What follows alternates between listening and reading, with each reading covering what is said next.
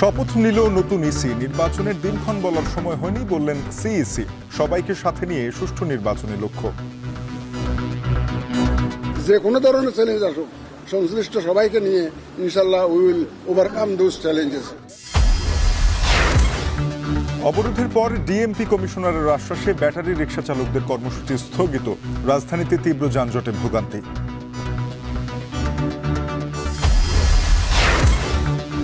5 বিসিএসে 18,000-এর বেশি নিয়োগ দেবে সরকার, জানালেন জনপ্রশাসন সচিব। সদ্য পাশ বেকারদের ভাতা দিতে চায় বিএনপি।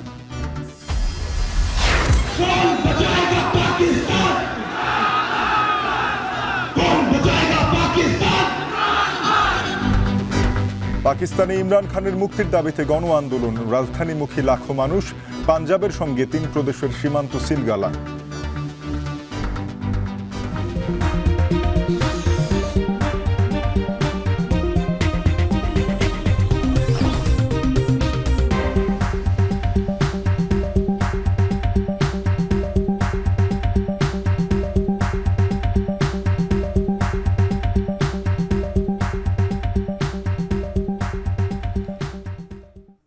স্বাগত। এখন বিকেলে আপনাদের সাথে আছি আমি তানজিম শাফিন। নির্বাচন যাত্রাকে এক ধাপ এগিয়ে নিতে শপথ নিলেন সাবেক সচিব এএমএম নাসির উদ্দিনের নেতৃত্বে নবগঠিত ইসির সদস্যরা। শপথ নেওয়ার সময় পর নতুন সিইসি বলেন, আওয়ামী লীগ নির্বাচনে অংশ নিতে পারবে কিনা তা নির্ভর করছে দলটিকে নিয়ে বিতর্কের অবসানের পর। শপথের সম্মান রক্ষা করতে আন্তরিকভাবে চেষ্টা চালিয়ে যাবেন বলে জানান তিনি। বিস্তারিত থাকছে বেলায়েত হোসাইনের প্রতিবেদনে। বিতর্কিত 3 নির্বাচন কমিশনের পর শুরু হলো নাসির কমিশন যুগ। সাবেক জ্বালানি, তথ্য ও স্বাস্থ্য সচিব এএমএম নাসির উদ্দিন দায়িত্ব নিয়েছেন প্রধান নির্বাচন কমিশনার হিসেবে। রোববার দুপুর 1:30টার আগেই শপথ নিতে সুপ্রিম কোর্টের জাজেস লাউঞ্জে প্রবেশ করেন নবনিযুক্ত সিইসি সহ অন্য 4 নির্বাচন কমিশনার। প্রধান বিচারপতি সৈয়দ রিফাত আহমেদ প্রথমে শপথ বাক্য পাঠ করান প্রধান নির্বাচন কমিশনারকে। এরপর একসাথে শপথ নেন বাকি 4 নির্বাচন কমিশনার, সাবেক অতিরিক্ত সচিব আনোয়ারুল ইসলাম সরকার, সাবেক জেলা ও দায়রা জজ আব্দুর রহমান এল মাসুদ, সাবেক যুগ্ম সচিব তহমিদা আহমেদ ও অবসরপ্রাপ্ত ব্রিগেডিয়ার জেনারেল আবুল ফজল মোহাম্মদ সানাউল্লাহ। শপথ গ্রহণ শেষে প্রধান নির্বাচন কমিশনার সাংবাদিকদের বলেন, দীর্ঘদিন ধরে দেশের মানুষ ভোটাধিকার থেকে বঞ্চিত। ভোটের জন্য মানুষ অনেক সংগ্রাম করেছে, তাই সবার সহযোগিতা নিয়ে জাতিকে একটি সুষ্ঠু এবং নিরপেক্ষ নির্বাচন উপহার দেওয়ার প্রত্যয়ের কথা জানান তিনি। একটা ইলেকশনের জন্য অনেক সংগ্রাম করেছে, অনেক আন্দোলন করেছে বিগত বছরগুলোতে, এবং অনেকে রক্ত দিয়েছে। আমি তাদেরকে একটা free, fair and credible election দেওয়ার জন্য প্রতিশ্রুতিবদ্ধ, and I will do my best for that. 16 বছর ধরে বলে আসতেছেন আমরা ভোটের অধিকার চাই, আমরা অবাধে ভোট দিতে চাই। সুতরাং তাদেরকে আমরা সাথে পাবো এবং তাদের ডিমান্ডটাকে আমরা বাস্তবায়নে সহযোগিতা করব। সুতরাং আমাদের তার কোনো অসুবিধা নেই। তিনি বলেন, আওয়ামী লীগ নির্বাচনে অংশ নিতে পারবে কি পারবে না তা নির্ভর করছে দলটিকে নিয়ে বিতর্কের অবসান কিভাবে হয়। এটা is premature for me two comment on this. অনেক বিতর্ক চলছে, বিতর্কের একটা ফয়সালা হোক, কিন্তু তাহলে আপনারাও দেখতে পাবেন যখন ফয়সালা হবে। সংস্কার একটি চলমান প্রক্রিয়া মন্তব্য করে নবনিয়োগ প্রাপ্ত এই সিইসি বলেন, নির্বাচনের দিনক্ষণ জানানোর সময় এখনো আসেনি। দিনক্ষণ দিয়ে তো এখন বলা যাবে না, দিনক্ষণ দিয়ে এটা এখন কিছু বলা যাবে না। আমরা কিছু রিফর্ম যেগুলো দরকার আছে সেগুলো করে আগে আমি দায়িত্বটা নেই, এটা বুঝে নেই, কাজকর্মটা বুঝে নেই, আমাকে এটা বুঝতে তো দিবেন ভাই। সুপ্রিম কোর্টে শপথের আনুষ্ঠানিকতা শেষ করে আগারগাঁও নির্বাচন ভবনে যান নির্বাচন কমিশনাররা। পরে ইসি সচিবালয়ে সাংবাদিকদের সাথে মত বিনিময় করে নতুন নির্বাচন কমিশন। বেলায়েত হোসাইন, এখন, ঢাকা। নাগরিক সমাজ, বুদ্ধিজীবী ও শিক্ষক প্রতিনিধিরা তত্ত্বাবধায়ক সরকার ব্যবস্থা বহালে মত দিয়েছেন বলে জানিয়েছেন নির্বাচন ব্যবস্থা সংস্কার কমিশনের প্রধান ডক্টর বদিউল আলম মজুমদার। এছাড়া কলঙ্কজনক নির্বাচন করায় আগের কমিশনগুলোকে বিচারের আওতায় আনার ব্যাপারে নাগরিক সমাজ একমত বলে জানান তিনি। রোববার আগারগাঁওয়ে নির্বাচন কমিশনে নাগরিক সমাজের সাথে নির্বাচন ব্যবস্থা সংস্কার কমিশনের বৈঠক শেষে তিনি এসব কথা বলেন। এই বৈঠকে গভর্নেন্স, ইসির স্বাধীনতা, প্রযুক্তির ব্যবহার নিশ্চিত করা, আনুপাতিক ও প্রচলিত দুই পদ্ধতিতে নির্বাচন, পক্ষপাতিত্ব ছাড়া সীমানা নির্ধারণ, ইসির সক্ষমতা বৃদ্ধি, না ভোটের বিধান চালু, নির্বাচনী মামলার দ্রুত নিষ্পত্তি ও ইসির কেনাকাটায় স্বচ্ছতা আনার দাবি জানিয়েছেন নাগরিক সমাজের প্রতিনিধিরা।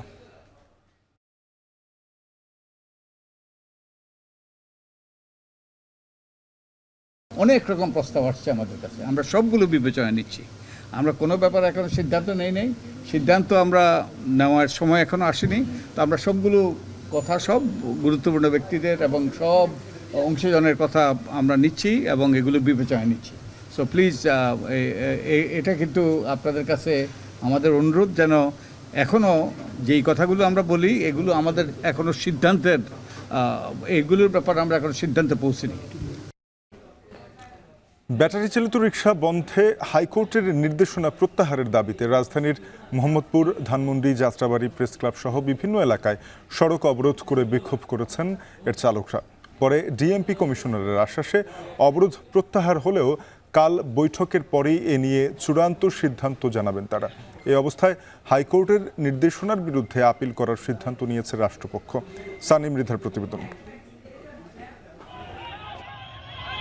রোববার সকালেই গাছের গুঁড়ি ফেলে গাবতলী সদরঘাট এলাকায় অবরোধ করে ব্যাটারি চালিত রিকশা চালকরা। জড়ো হয়ে তারা বিক্ষোভ করতে থাকেন।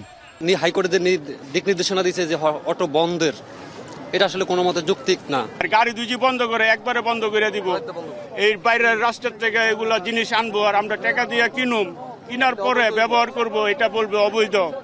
একই চিত্র দেখা যায় যাত্রাবাড়ি চৌরাস্তায়। ব্যাটারি চালিত রিকশা চালকরা অবস্থান নিয়ে সড়ক অবরোধ করে মিছিল করতে থাকেন। এক পর্যায়ে পরিবহন শ্রমিকরা ধাওয়া দিলে ছত্রভঙ্গ হয়ে যান আন্দোলনরত রিকশা চালকরা। ঘণ্টা দুয়েক পরে পুলিশ তাদের সরিয়ে দেন। এমন উদ্ভূত পরিস্থিতির মধ্যেই পূর্ব ঘোষণা অনুযায়ী রোববার বেলা 11টা থেকে প্রেস ক্লাবের সামনে অবস্থান নিতে থাকে ব্যাটারি চালিত রিকশা চালক সহ তাদের সমর্থনকারীরা। সেই সাথে আদালতের নির্দেশনা প্রত্যাহার না হওয়া পর্যন্ত এই অবস্থান কর্মসূচি চালিয়ে যাওয়ার হুঁশিয়ারি দেন তারা। তবে দুপুর 2টার দিকে সরকারের পক্ষ থেকে ডিএমপি কমিশনারের আশ্বাসে সিদ্ধান্ত থেকে সরে আসেন রিকশা, ভ্যান ও ইজি বাইক শ্রমিক ইউনিয়নের নেতারা। সোমবার কমিশনারের সাথে বৈঠক করে পরবর্তী দিক নির্দেশনা দেবেন বলেও জানান সংগঠনটির যুগ্ম সাধারণ সম্পাদক। ডিএমপি কমিশনার রমনার ডিসির মাধ্যমে আমাদেরকে জানিয়েছেন তারা আগামীকালকে আমাদের শ্রমিক প্রতিনিধিদের সাথে বসতে চান, কিভাবে সুষ্ঠু প্রক্রিয়াতে এই যানবাহনগুলা নগরীতে চলাচল করতে পারে এই বিষয়ে আলোচনা করতে চান। এটিও আমরা মনে করছি যে একটি আন্তরিক উদ্যোগ এবং আমরা আন্তরিক উদ্যোগকে স্বাগত জানাই এবং আমরা এই আলোচনায় বসতে চাই এবং বসার এর প্রেক্ষিতে আমরা আন্দোলন আপাতত স্থগিত করছি। এ বিষয়ে সচিবালয়ে সাংবাদিকদের প্রশ্নের উত্তরে স্বরাষ্ট্র উপদেষ্টা বলেন, উচ্চ আদালত থেকে অটোরিকশা নিয়ে যে নির্দেশনা আসে সেটা বাস্তবায়ন করবে আইন শৃঙ্খলা বাহিনী। উচ্চ আদালত থেকে যে নির্দেশনা আসে ওই নির্দেশনার মতোই আমরা কাজ করব। তো আমরা আশা করতে পারি একটা খুব ভালো নির্দেশনা আসবে এবং ওই নির্দেশনার আলোকে আমাদের এই অটোরিকশার এই প্রবলেমটা, এটা সমস্যাটা সমাধান হয়ে যাবে। এর বাইরেও শহরের ট্রাফিক ব্যবস্থাপনায় শৃঙ্খলা আনতে ছাত্র ও অবসরপ্রাপ্ত পুলিশের ও সামরিক বাহিনীর সদস্যদের নিয়ে কমিউনিটি পুলিশ গঠনের আলোচনা হয়েছে বলেও জানিয়েছেন স্বরাষ্ট্র উপদেষ্টা। এই জন্য আমরা একটা কমিটি করে দিচ্ছি। সানি মৃধা, এখন, ঢাকা। এদিকে ব্যাটারি চালিত রিকশা চালকদের প্রায় 5 ঘন্টার অবরোধে প্রায় অচল হয়ে পড়ে রাজধানীর বিভিন্ন সড়ক। এর উপর যানজট নিরসনে ট্রাফিক পুলিশের তেমন তৎপরতা না থাকায় ভোগান্তিতে পড়েন চলাচলকারীরা। এই অবস্থায় তীব্র যানজটে উপায় না পেয়ে হেঁটেই গন্তব্যে রওনা হন অনেকে। আরও জানাচ্ছেন জাবেদ আব্দুল্লাহ।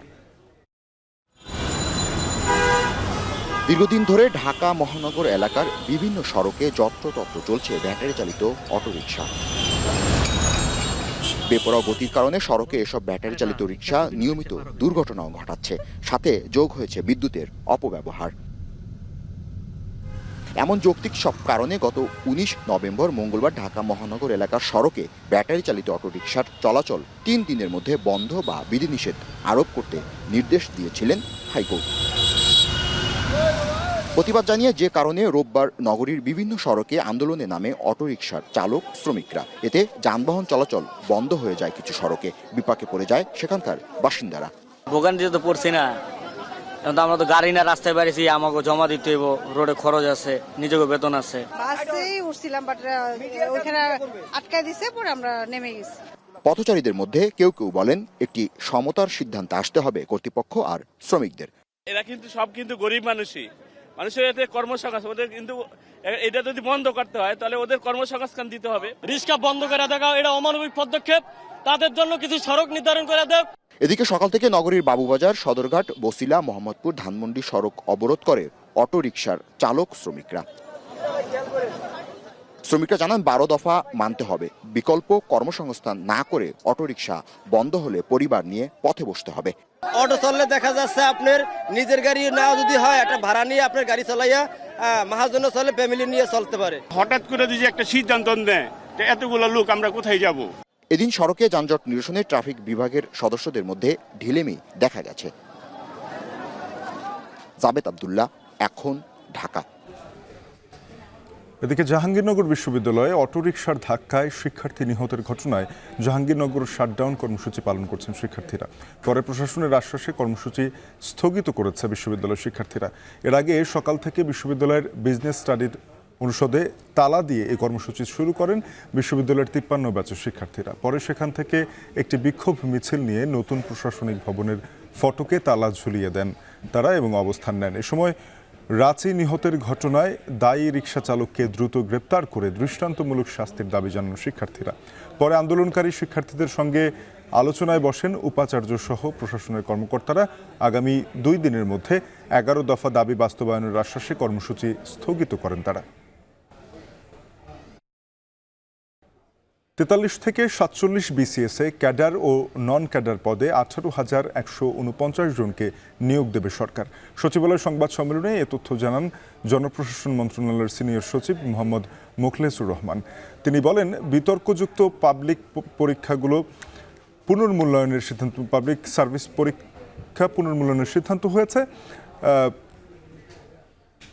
যে আশা আকাঙ্ক্ষায় সরকার হয়েছে, এই আশা আকাঙ্ক্ষার মধ্যে একটা হলো তরুণ। তাদের কারণে আমরা আজকে এখানে, এই তরুণরা যাতে আর বিভিন্ন ক্ষেত্রে চাকরি হবে। 5.5 লাখ পোস্ট খালি আছে, 5.5 লাখ। তার মধ্যে অন্তত বিসিএস এ যদি আমরা এতজন ইমিডিয়েট এটা নিতে পারি, এটা তো আমাদের কারো আর কোশ্চেন থাকার কথা না যে আমরা সবাই তো হবে না, এটা জানেনি। তারপরে স্কোপটা করা হচ্ছে। This is the reason. দেশের জনগণের নাগরিক হিসেবে ন্যূনতম আয়ের অধিকার আছে, যা এখনই ঠিক করতে হবে বলে জানিয়েছে সিপিটি। সকালে রাজধানীতে বাংলাদেশে সর্বজনীন মৌলিক আয়ের কার্যকারিতা মূল্যায়ন নিয়ে আলোচনায় এসব কথা উঠে আসে।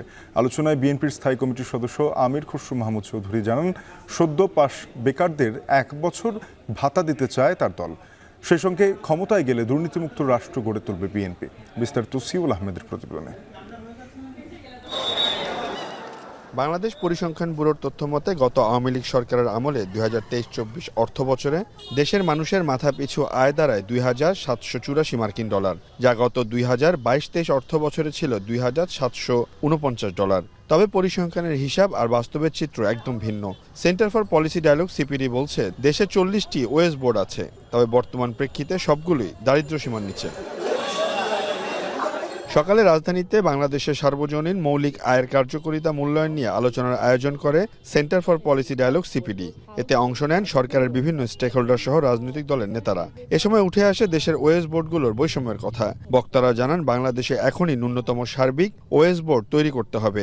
এর জন্য জাতীয় রাজস্ব বোর্ড এনবিআরকে হতে হবে দুর্নীতিমুক্ত। আমাদের একসময় হাউসহোল্ড ডেটাবেস করার কথা ছিল সরকারি প্রক্রিয়ার মাধ্যমে, খুবই সিরিয়াসলি ফেল করেছে বিবিএস এর এই প্রজেক্ট।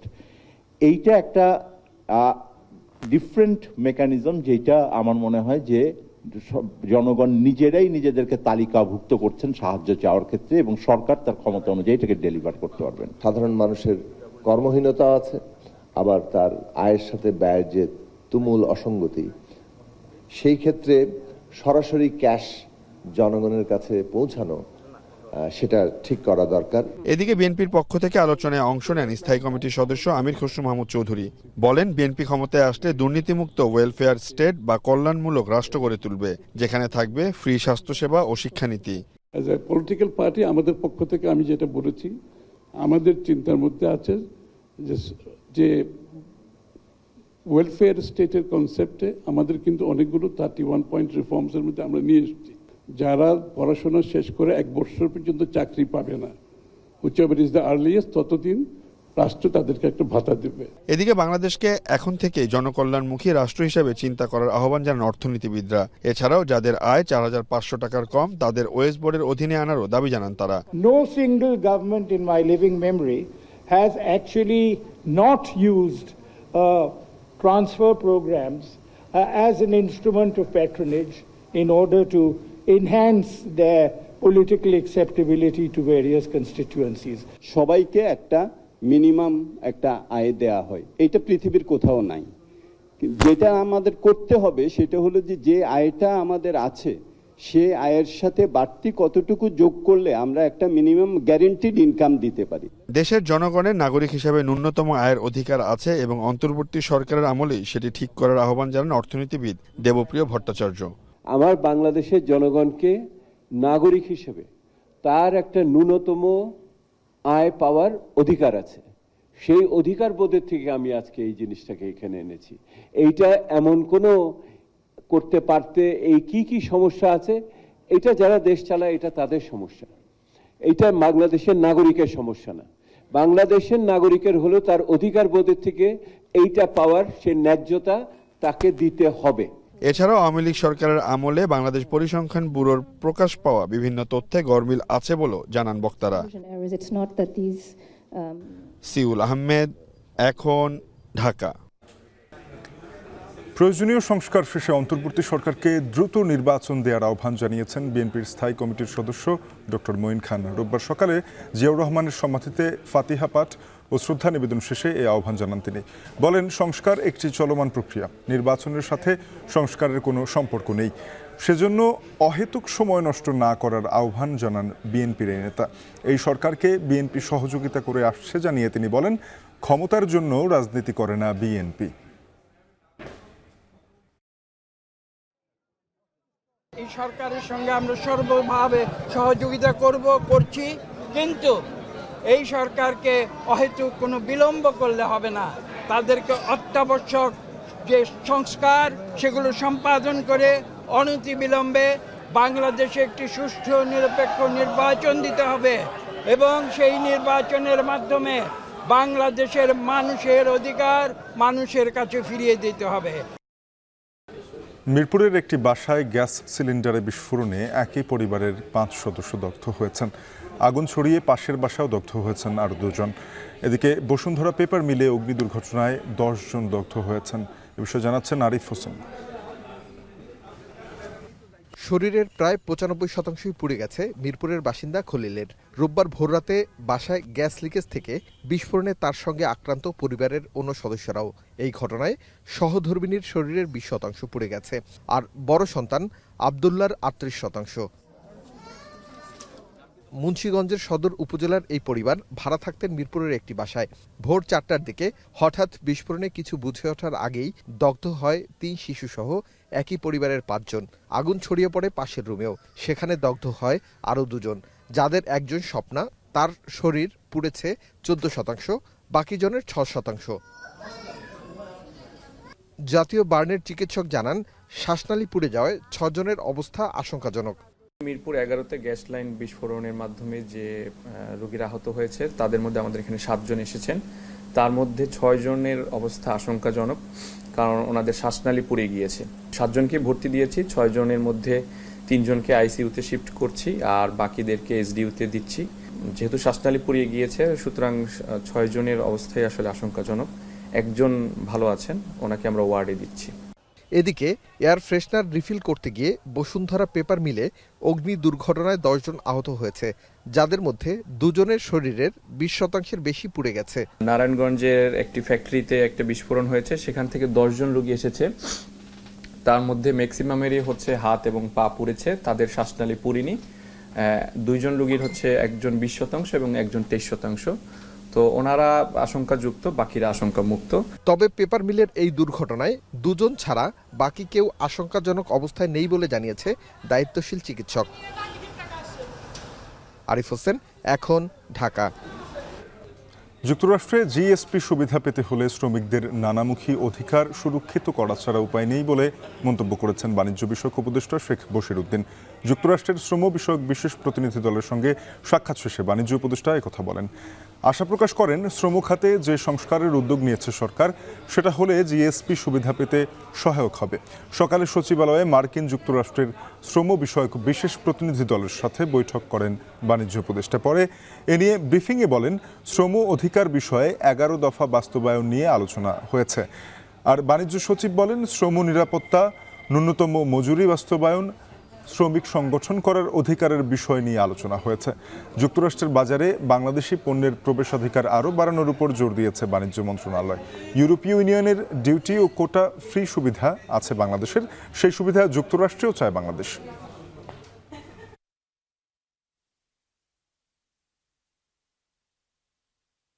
শ্রমিকের অধিকার নিয়ে আমরা কাজ করার জন্য আমাদের যে 11 দফা যে কর্মসূচি যেটা হয়েছে, এই কর্মসূচিকে বাস্তবায়ন করার ক্ষেত্রে আমরা আজকে বিশদভাবে আলোচনা করলাম এবং এই আলোচনাটা আমার ধারণা খুবই যুক্তিযুক্ত এবং দুজনের অবস্থানকে আমরা তুলে ধরেছি। জিএসপি পেতে গেলে আমাদের লেবার রাইটের যে এলিমেন্টগুলো আছে সেগুলোকে কমপ্লাই করার দরকার আছে এবং আমরা এগুলো কমপ্লায়েন্সের পরে অবশ্যই আমরা জিএসপি পাবো বলে আশা রাখি। আগারগাঁও নির্বাচন ভবনে কথা বলছেন প্রধান নির্বাচন কমিশনার, আমরা সরাসরি যুক্ত হব সেখানে। Reports were so good and so convincing and that gave me immense pleasure and confidence যে আমার টিম মেম্বারদের সম্পর্কে যখন আমি জানতে পারলাম। And we have a brigadier general with us who was the sword of honor. You understand sword of honor? The first হয়েছে sword of honor, our brigadier general. তা আমি এগুলো শোনার পরে আমার বুকটা ভরে গেছে যে না ঠিক আছে, আমি মোটামুটি সলিড টিম নিয়ে কাজ শুরু করতে পারবো। তো আমরা বসে একটু আলাপ করে সেরেছি, প্রাথমিক আলাপ। তার মধ্যে প্রথম দিকে পরিচয় পর্ব, তারপরে আমরা কিছু আলাপ করে দেখলাম যে আমাদের কীভাবে সামনের দিকে আগাবো।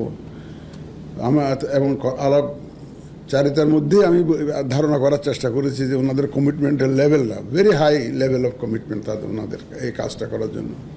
যে দায়িত্ব আমাদের উপরে বর্তেছে আমরা ইনশাল্লাহ সেই দায়িত্ব পালনে সচেষ্ট থাকব। জাতির যে প্রত্যাশা সে প্রত্যাশা পূরণের জন্য আমাদেরকে আমরা নিয়োজিত রাখব। এবং আমার সাথে যারা কথা বলেছে, যে সমস্ত প্রেস কথা বলেছে, আমি বারবার বলেছি যে আমার সর্বশক্তি নিয়োজিত করব এই যে জাতির প্রতি যে একটা ওয়াদা, free fair and credible election উপহার দেওয়া, সেটা অর্জনের জন্য, সেটা ডেলিভার করার জন্য যা করা দরকার আমি ইনশাআল্লাহ তা করব। আমি এটাও বলেছি যে আমার জীবনে আল্লাহর রহমতে এ পর্যন্ত কোনো ব্যর্থতা নাই, কঠিন চ্যালেঞ্জ মোকাবেলা করেছি। বিশেষ করে একটা এক্সাম্পল দিই, জ্বালানি মন্ত্রণালয়ে যখন ট্যাংরাটিলায় ব্লো আউট হলো সুনামগঞ্জে, আপনারা তো জানেন, ব্লো আউট তো জানেন, গ্যাস ফিল্ডে আগুন ধরেছে, ব্লো আউট হলো, তখন অন্য সচিব ছিল জ্বালানি মন্ত্রণালয়ে, মাহমুদুর রহমান সাহেব ছিলেন বিওআইয়ের এক্সিকিউটিভ চেয়ারম্যান। তখনকার গভর্নমেন্ট ওনাকে ওই মন্ত্রীকে সরিয়ে দিয়ে ওনাকে উপদেষ্টা হিসাবে নিয়ে আসলেন। উনি বসে বলে যে আমার তো সচিব লাগবে সেরকম মোকাবেলা করার জন্য। I was not even aware, ওই আগুন লাগার 7 দিনের মধ্যে I was transfer to energy ministry. তো আমি দু একজনের বলছিলাম তখন যে আপনারা কি আমাকে আগুনে ঝাঁপ দিতে বললেন, চারিদিকে আগুন জ্বলছে সিলেটে, এর মধ্যে আমাকে পাঠিয়ে দিলেন জ্বালানি মন্ত্রণালয়ে। জয়েন করার পরে দু তিন দিন পরে বোধ হয় আমি সুনামগঞ্জ ট্যাংরাটিলায় গেছি, দেখি যে দাও দাও করে আগুন জ্বলছে, গাছ বাঁশ সব মানুষের ঘর বাড়ি সব পুড়ছে। যেই অফিসটায় বসে আমি আমার অফিসারদের সাথে আমি মিটিং করেছি, আমি চলে আসার পরে পরের দিন ওটা ব্লোন আউট। যেখানে বসে আমি মিটিং করেছি সেই বাড়িটা উড়ে গেছে পরের দিন সকালবেলা। যদি আমি একদিন পরে যেতাম আমাকে শুধু উড়ে নিয়ে যেত গ্যাসের এই ব্লো আউট থেকে। সেই চ্যালেঞ্জ মোকাবেলা করে আমাদের প্রায় 6 মাস লাগছিল ওখানে এই আগুনটা নিয়ন্ত্রণে আসতে। আমি এটা বলছি এই কারণে, শুধুমাত্র ওই যে চ্যালেঞ্জ মোকাবেলার যে একটা সাহস এবং অভিজ্ঞতা, আমি সেটার জন্যই এই কথাটা বলছি, নাহলে কোনো ক্রেডিট নেওয়ার জন্য না। এই জন্য অনেক কঠিন কাজ জীবনে করতে হয়েছে। আল্লাহর রহমতে ব্যর্থ হয়ে নেই। এবং আপনারা শুনে থাকবেন $110 $120 দামে তেল হয় না, এখানে প্রতি লিটার তেলে 16 টাকা করে লস দিয়ে তেল সাপ্লাই করতে হয়েছে আমার এক সময়। ব্যাংক ফতুর করে ফেলছে এলসি খোলার জন্য, টাকা loss loss loss petroleum corporation. ওই চ্যালেঞ্জে তো আমরা মোকাবেলা করেছি, সারা দেশ ঘুরে বেরিয়েছি, কারণ তেল আনলে এদিকে আনলে ইন্ডিয়া বর্ডার পার করে দিয়ে চলে যায় জেরিখানে করে, কারণ আমরা সাবসিডাইজড তেল দিই তো, জেরিখানে করে পার করে দিলেই লাভ, এরকম হয়। এই সমস্ত এটা উদাহরণ হিসেবে বলছি আর কি, যে চ্যালেঞ্জ মোকাবেলার যে অভিজ্ঞতা সেটা বর্ণনা করার জন্যই আমি এই কথাগুলো বলছি। তো আমাদের এই যে ক্রান্তি লগ্নে আমরা দায়িত্ব নিলাম, আমি একটু লম্বা করে বলছি কারণে যাতে বেশি প্রশ্ন না করতে পারেন আপনারা, সব আমি জবাবটা দিয়ে দিচ্ছি আগে, যাতে আপনারা বুঝে গেলে তার প্রশ্ন থাকবেন আপনাদের। তাই আমি মনে করি যে আপনাদের প্রশ্ন যা করবেন আমি আগের থেকে বলে দিই।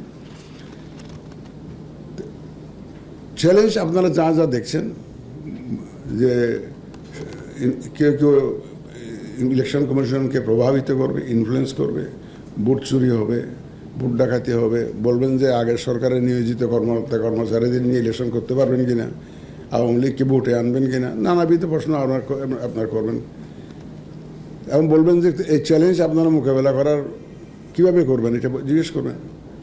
চ্যালেঞ্জ আপনারা কী ফোর্সি করেন, যা দেখতেছেন আপনারা ইলেকশন করার জন্য, যে এর সাথে আরও বহুবিধ চ্যালেঞ্জ আছে যেটা আপনারা এখন বুঝতেই পারতেছেন না, বা আমরাও জানি না। নিত্য নতুন চ্যালেঞ্জ আরও আসবে, যেগুলো আপনারা দেখেও অভ্যস্ত, তার বাইরেও কত রকমের চ্যালেঞ্জ আসতে পারে, বুঝলেন না? এবং এগুলো আমাদেরকে মোকাবেলা করতে হবে অ্যাজ দ্য কাম, যখন আসবে আমরা মোকাবেলা করব। এবং এখানে কিন্তু আপনাদের সহযোগিতা খুবই প্রয়োজন হবে আমাদের, কারণ মানুষ তো এখন ভোটের নাম শুনলে নাক ছিটকায়, বলে দূর এগুলো গিয়ে লাভ কী হবে, ভোট তো এমনি হয়ে যাবে। কেউ বলে রাত্রে হয়ে গেছে এরকম বলে, কেউ বলে যে কি কুত্তামার্কা নির্বাচন, সরি ফর দ্য ওয়ার্ড, কিছু মনে করি না, পত্রিকা আপনারা লিখছেন এগুলা কুত্তামার্কা নির্বাচন, আপনাদের কি কোট করতেছি এগুলো, আমি আমার নিজের বক্তব্য না।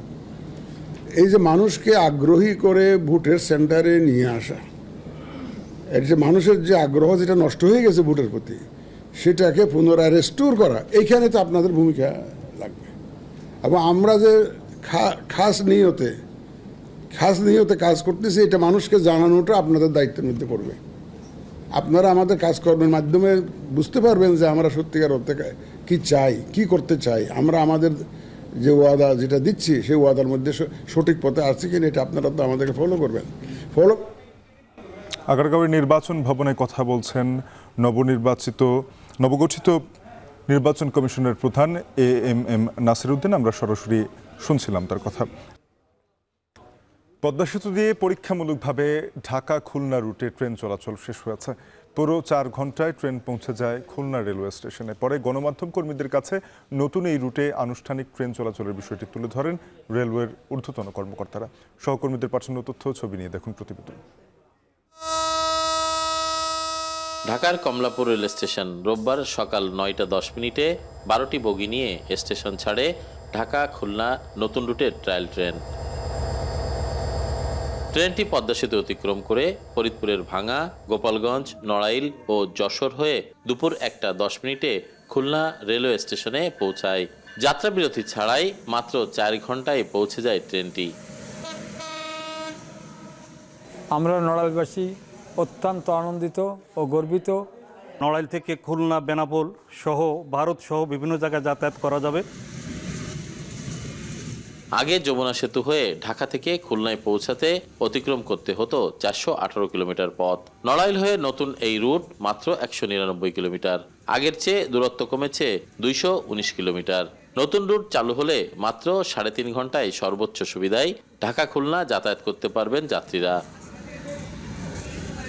3 ঘন্টা থেকে 3.5 ঘন্টায় ঢাকা পৌঁছাতে পারবো, এটা শুনে আমরা খুলনাবাসী অনেক আনন্দিত। খুলনাবাসীর পক্ষ থেকে আমরা কৃতজ্ঞতা প্রকাশ করতেছি। ট্রেন চলাচল শুরু হলে মংলা সমুদ্র বন্দর, বেনাপোল স্থলবন্দর এবং দক্ষিণের নদী বন্দরগুলো থেকেও পণ্য পরিবহনের সুবিধা পাবেন ব্যবসায়ীরা। মানুষ যেন অতি দ্রুত এই সেবাটা ভোগ করতে পারে, যত দ্রুত এবং যত অধিক সংখ্যক আমরা দিতে পারি, আমাদের সেই সর্বাত্মক প্রচেষ্টা আছে। যাত্রী ও পণ্য পরিবহন সুবিধায় ট্রেনের সংখ্যা বাড়ানো হবে বলে জানান রেলওয়ের মহাপরিচালক। ঢাকা মংলা সরাসরি ট্রেন চালুর বিষয়টিও গুরুত্ব পাবে বলে জানান তিনি। 200 কোচ আমাদের এটা মোটামুটি একটা পর্যায়ে আছে, যাতে আমরা আশা করছি যত আগামী 6 মাস বা 1 বছরের মধ্যে আমরা পাবো। পেলে আমার মনে হয় যে আমরা যে চাহিদাগুলো আছে এগুলো আমরা পূরণ করতে পারবো। ডিসেম্বরের প্রথম সপ্তাহে আনুষ্ঠানিকভাবে ট্রেনটি চলাচলের কথা রয়েছে। দেশের ইতিহাসে সবচেয়ে বড় এবং ব্যয়বহুল ব্রডগেজ লাইনের এই প্রকল্প বাস্তবায়নে খরচ হয়েছে 37,125 কোটি টাকা। তরিকুল ইসলাম, এখন খুলনা। প্রশাসনের চোখ রাঙানিকে বুড়ো আঙুল দেখিয়েই রাজপথে লাখ লাখ পাকিস্তানি। সাবেক প্রধানমন্ত্রী ইমরান খানের মুক্তির দাবিতে গণ আন্দোলনে যোগ দিতে রাজধানী অভিমুখে যাত্রা চলছে গাড়ি বহর নিয়ে। ইসলামাবাদে তাদের প্রবেশ ঠেকাতে শিপিং কন্টেইনার ফেলে রাস্তা আটকানো হয়েছে। সে সঙ্গে বিভিন্ন শহরের বিচ্ছিন্ন রয়েছে মোবাইল ফোন ও ইন্টারনেট সংযোগ। পাঞ্জাবের সঙ্গে 3 প্রদেশের সীমান্ত পুরোপুরি সিলগালা। বিস্তারিত জানাচ্ছেন নুজহাত কামাল।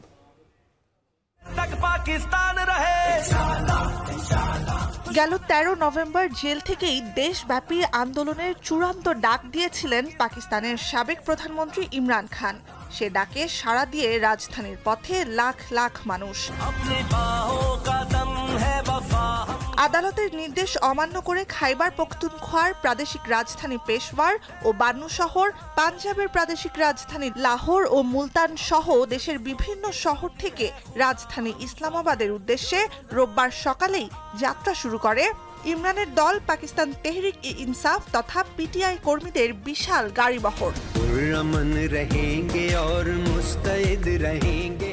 ইমরান খানের মুক্তির দাবিতে এরই মধ্যে বিক্ষোভে অচল হয়ে পড়েছে পাকিস্তানের দ্বিতীয় বৃহৎ শহর লাহোরের জনজীবন।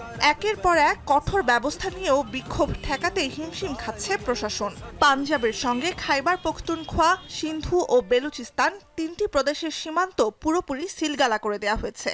ইসলামাবাদে 144 ধারা লঙ্ঘনে কঠোর ব্যবস্থা নেওয়ার হুঁশিয়ারি দিয়েছে প্রশাসন। নিরাপত্তা বাহিনীর রক্তচক্ষু উপেক্ষা করে চলছে ইসলামাবাদের দিকে যাত্রা।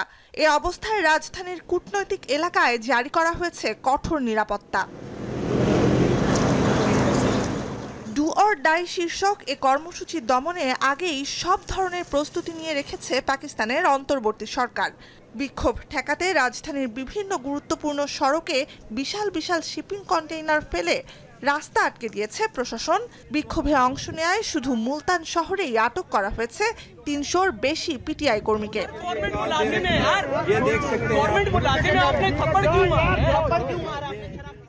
ইসলামাবাদ, রাওয়ালপিন্ডি সহ নিরাপত্তায় গুরুতর হুমকি হিসেবে বিবেচিত দেশের বিভিন্ন শহরে ইন্টারনেট বা মোবাইল ফোন সংযোগ কিংবা দুটোই বন্ধ রাখা হয়েছে এবং দেশের বাকি সব অঞ্চলে যোগাযোগ ব্যবস্থা অক্ষত বলে জানিয়েছে পাকিস্তানের স্বরাষ্ট্র মন্ত্রণালয়। ইসলামাবাদে বিক্ষোভকারীরা যেন ঢুকতেই না পারে সে লক্ষ্যে গেল কদিনে অতিরিক্ত পুলিশ ভ্যান পাঠানো, বিক্ষোভকারীদের গ্রেপ্তারের পর কোথায় রাখা হবে ইত্যাদি সব সিদ্ধান্ত আগেই নিয়েছে পাকিস্তান সরকার।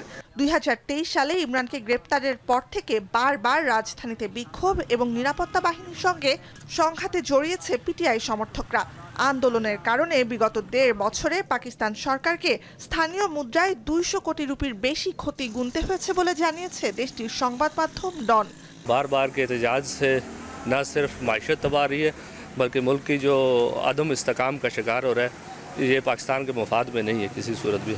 तो हम ये चाहते हैं कि जो पाकिस्तान की आला सियासी क़यादत है वो बैठे। इस टाइम मैं आपको बताया बिल्कुल ना संगीनी से सूरत हाल हुई है, तो इस तरह बिल्कुल नहीं होना चाहिए। हमारी मुल्क की मैशत पे फ़र्क पड़ रहा है और सियासी इस्तेकाम होना चाहिए। अब देखें दोनों जमातें हैं, तो एक ऐसा रिजॉल्व इलेक्शन वाली साइड ही आना चाहिए इनको, तो इसके सेकंड ऑप्शन तो नहीं है। রোববারের পূর্ব ঘোষিত আন্দোলন ঠেকাতে 2 মাসের জন্য রাজধানীতে 144 ধারা জারি করা হয় সম্প্রতি। ইসলামাবাদের নিরাপত্তা বাহিনীর 8,000 অতিরিক্ত সদস্য এবং অদূরে পাঞ্জাব প্রদেশেও 3 দিনের জন্য 144 ধারা জারি ও প্রায় 11,000 নিরাপত্তা কর্মকর্তা মোতায়েন রয়েছে। সিন্ধু প্রদেশের করাচিতে বাতিল করা হয়েছে সকল পুলিশ সদস্যের ছুটির আবেদন। এদিকে ইমরান খানের মুক্তির দাবিতে যুক্তরাষ্ট্রের নবনির্বাচিত প্রেসিডেন্ট ডোনাল্ড ট্রাম্পের ফ্লোরিডার বাসভবনের সামনে শনিবার বিক্ষোভ করেন কয়েকশো পাকিস্তানি বংশোদ্ভূত মার্কিন নাগরিক। নুজহাত কামাল, এখন বিশ্ব। শীতকালীন ঝড়ের কবলে যুক্তরাজ্য ও যুক্তরাষ্ট্র। ভারী তুষারপাতে বিপর্যস্ত স্কটল্যান্ড, ইংল্যান্ড ও আয়ারল্যান্ড। এমনকি বৃষ্টির কারণে জরুরি বন্যা সতর্কতার আওতায় অন্তত 16টি এলাকা। বিমান, সড়ক ও রেলপথে দেখা দিয়েছে স্থবিরতা। বিদ্যুৎ বিভ্রাটের শিকার হয়েছে কয়েক হাজার বাড়িঘর, খামার এবং ব্যবসা প্রতিষ্ঠান। তুষার ঝড়ের সাক্ষী হয়েছে যুক্তরাষ্ট্রের নিউ জার্সি, পেনসিলভেনিয়া সহ বেশ কিছু অংশ। 3 দিনের রেকর্ড বৃষ্টিতে বন্যায় নাজেহাল অবস্থায় যুক্তরাষ্ট্রের ক্যালিফোর্নিয়া অঙ্গরাজ্যের বাসিন্দারা। এদিকে বন্যার পর প্রায় 1 মাসেও ক্ষতিগ্রস্ত স্কুলগুলোর পুনর্গঠন না হওয়ায় বিক্ষোভ করছেন স্পেনের ভ্যালেন্সিয়ার শিক্ষক ও অভিভাবকরা।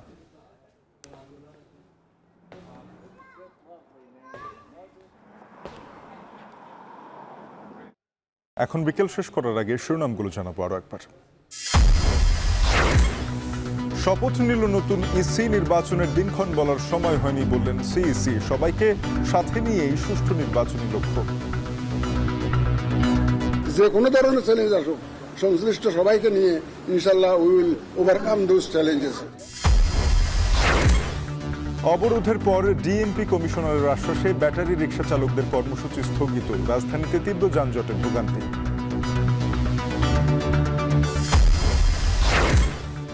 5 বিসিএসে 18,000-এর বেশি নিয়োগ দেবে সরকার, জানালেন জনপ্রশাসন সচিব। সদ্য পাশ বেকারদের ভাতা দিতে চায় বিএনপি।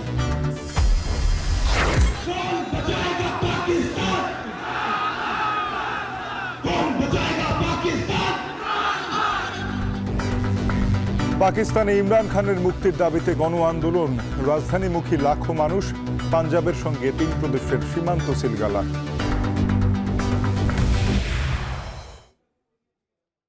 শেষ করছি এখন বিকেল। এখন টেলিভিশনের ওয়েবসাইট দেখতে ভিজিট করুন www.এখন.tv।